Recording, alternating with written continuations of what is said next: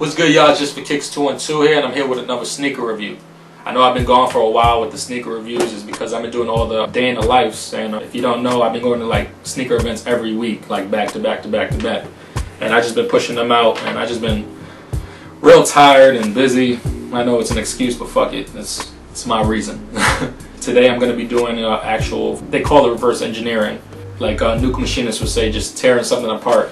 I reverse engineered OG shoe. So I'm going to show you guys the box. I actually posted a picture on Twitter of the box, a piece of the box anyway. See if you guys can guess what shoe I was talking about.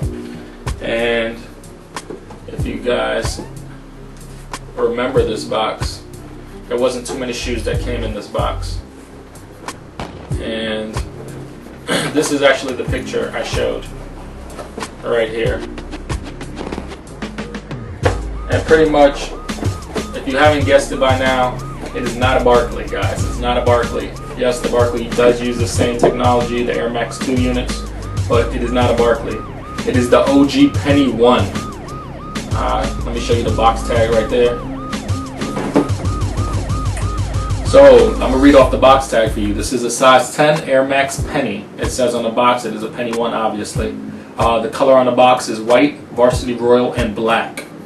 Style code is 130241 and the color code is 141. So pretty much how I came across the shoe, long story short, was I got it out the trash. It is a long ass story and whatever.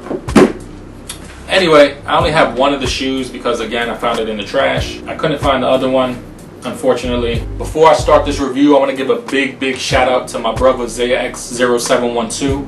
I also want to give a big shout out to Damn Erica, that's my little sister. I want to give another big shout out to DJ Jack the Ripper. He actually sent me this tee. You'veBeenJack.net is his website. He's always posting our videos up on there too. Make sure you check him out. One last shout out I want to do is give a big shout out to That Shoe Girl Katie. She's new to YouTube. She's doing her thing. I like what she's doing. Her videos are pretty dope. Go check her out. So pretty much let me get right into this review. Poof, niggas, poof. So pretty much this is the OG Penny 1 I got out the trash. I actually took it apart. I don't have a picture of it like regular, I guess. But yeah, so I'm just going to show you how it works. So it's the outsole. On the outsole, you have the Technologies bottom loaded into the midsole. So you have the Zoom unit and you have the Max unit. They're bottom loaded onto the midsole. So that's the midsole right there. And this is the upper. So since I already took this shoe apart, guys, I'm actually just going to do the personalization and the technical benefits to save some time real quick and make it a little easier since everything is removable at this point. And we'll start with the outsole. The outsole, as you can see, is solid rubber. So pretty much for personalization on the outsole, you have the Nike swoosh and the Varsity Royal. It's pretty big from the forefoot area all the way towards the heel. And then you have that TPU plastic window in the heel. Pretty much it shows you inside the Air Max unit. Inside the Air Max unit, it actually says Nike. So this is the Max unit right here. This is the actual visible side, but since this is an OG, it's aged. And it's not as clear anymore. I mean, you can still see the Nike a little bit if you look at it. There's a picture of it, but you can't really see it, as you can see. This Max unit is on top of the actual rubber outsole, and you're able to see through this TPU plastic window, and it says Nike Air. Around that time, the early like the mid 90s, like every basketball you can think of had herringbone. A lot of people were asking about the outsole and why is it as it is, like just wavy lines and not like herringbone or something, like, you know what I mean, a different kind of traction pattern. And it's kind of weird, I don't know why, but so I'm assuming they just want to do something different. I mean, it still works just as well because the wave lines are in different directions, as you can see, so it provides a little bit more range of motion with the traction pattern. One cool, neat thing about it is, as you can see in the midfoot area, how it dips in and then comes up, was they actually shaved Phylon off of the midsole because it was already heavy enough. This is heavy enough by itself. And it made like a dip, so it actually dips in with the midsole and outsole, and it shaves weight off the shoe. All right, so we're gonna go on to the midsole and the actual technology of the shoe. So here are the units, the Zoom unit in the forefoot and the Max unit in the heel. How this works is The Zoom unit is bottom loaded. When they do that, it's for more comfort when they bottom load it. When they top load it, it's for more responsiveness. As you can see, here are the actual pockets where they actually put the Max unit and the actual Zoom unit. So in the forefoot area, the Zoom unit gives high energy return on push off, pretty much on toe off when you drive into the basket and stuff like that. It is full length across, as you can see. It gives tremendous energy return. Zoom, again, is Nike's highest energy return technology.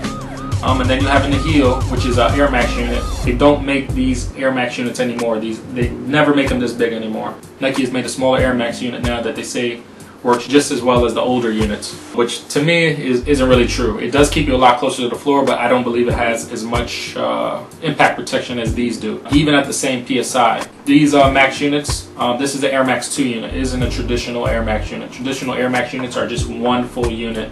You know what I mean?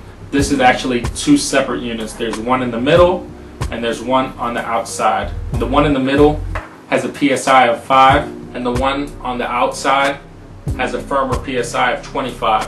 What that does is heel strike is in the middle, so you get a soft cushion feel, and on the outsole it's a lot firmer. It actually acts as like a wall. It actually like straightens your stride out on impact. So it goes from soft, and the actual shock goes and hits the hard wall of the Max unit. Since they're so high off the ground, they had to do them like this. This is the Max unit again. This is the Air Max 2 unit, and this is in the heel.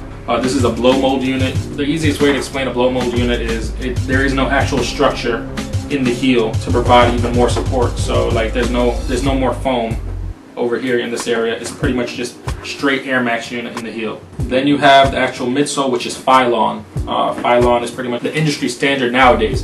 Back then they used to use polyurethane, Ava, stuff like that. It's kind of crazy that they use Phylon. As you can see, this is a Phylon midsole. It provides excellent responsive cushioning underfoot. You actually see the Phylon wrap on right here onto the upper. You have the jeweled swoosh. It actually comes out, pops out. And what these walls do on the lateral side, it's supposed to represent an eagle wing. Even on the medial side, you can actually see it wraps up. So what this does is when it wraps onto the upper, it keeps your foot in place. If you don't know, Penny was a point guard. Penny was a big point guard. He was like, I don't even know how tall he was, but he was way above average. He was like, you can say like a Magic Johnson kind of type player. He was really, really big, really, really athletic, and really, you know what I mean? He was really fast. He wasn't a traditional point guard. So when they made the shoe for him, they knew they had to make a lot of stability for him. So again, they made these Phylon walls all around the upper to provide more support so his foot doesn't move from over the footbed. And if you think about it, it actually works in a great way, because you have a Zoom unit, which is like for smaller players. It actually gives high energy return when you push off. Since he was already bigger and high weight, you know what I mean? He wasn't heavy, but since you're taller, you know what I mean? You're bigger. You have an Air Max unit in the heel to provide that impact protection. So again, it worked really well, this Phylon in particular. That's pretty much it for the midsole material, the Phylon. Going on to the upper, which is a complete leather upper all around, as you guys can see. This upper was actually placed above the midsole, and again, the Phylon wall wraps onto the upper and it's glued down, pretty much providing that wall of support. And then you see all the strategic stitching along the midfoot panel to the forefoot panel. They provide even more support, so your foot doesn't move inside the shoe. On the toe box, as you guys can see, is an extra leather wrap to provide more durability other than the rubber toe wrap on the forefoot area. You have the jeweled swoosh, that's a personalization. You have the actual swoosh on the tongue again, representing the brand. And then in the heel, guys, you have the 1 cent logo, which I think is probably one of the best logos Nike has ever come up with. I really love the 1 cent logo. It's really well thought out in my opinion. Also, another personalization along the stitching from the forefoot area all the way back is it's a shoestring, like the round laces that are on the Penny 2, which is pretty dope. And then you also have the pinstripes on the tongue. The pinstripes were supposed to match the actual Magic jersey, since Penny was signed with the Magic. Pretty dope personalization if you ask me. The tongue is actually made out of spandex, and it has actual foam inside, but the tongue isn't a traditional like a mesh tongue or a neoprene tongue or anything like that. So it feels really stretchy and soft. So here's a picture of it. And then the insole insole is polyurethane. That used to be pretty much the standard until like the early 2000s when they started taking them out. Like I think around 2003, 2004 is when they stopped really using polyurethane midsoles and started throwing Ava insoles in. In the heel, you have a heel counter, but it's not a traditional TPU heel counter like they do nowadays. If you didn't know, Nike used to use cardboard for heel counters. There'd be like 2 or 3 pieces of cardboard in there to reinforce the structure in the heel. In my opinion, it's not that great, but again, you have the foam actually wrapping on to the upper to help your foot stay in the first place. So why weigh down the shoe with a plastic shank when you can just put cardboard? You feel me? Me, in my personal opinion, I don't think that's a smart idea, but I guess whatever, it worked back then in the day.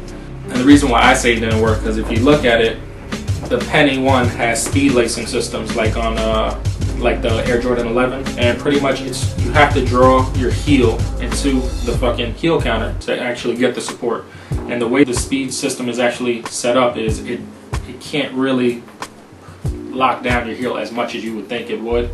But yeah, it is what it is. You can't get around it. On the speed lacing on the second row is actually TPU. Here, I'll show you guys a picture of it, but it's actually a TPU speed lace. So underneath the lacing system, it's TPU, and it's pretty much for lockdown in the forefoot. You also have on the tongue and the heel pull tabs to actually help put on the shoe a bit easier.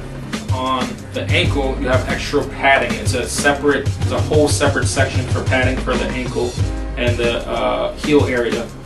It's actually sewed on to the actual leather upper. And that's pretty much it for the Penny One.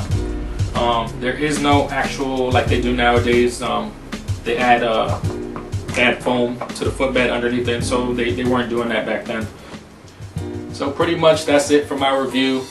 Just wanted y'all to check out this OG classic and how it looks from the inside out, and how they put together a shoe, because at the end of the day, a lot of people just think they come out, you know what I mean, and in full form, you know what I mean. There's different steps the company takes, you know what I mean, from the outsole to the technologies to the midsole to the upper and so on and so forth, and other stuff I couldn't take apart, you know what I mean.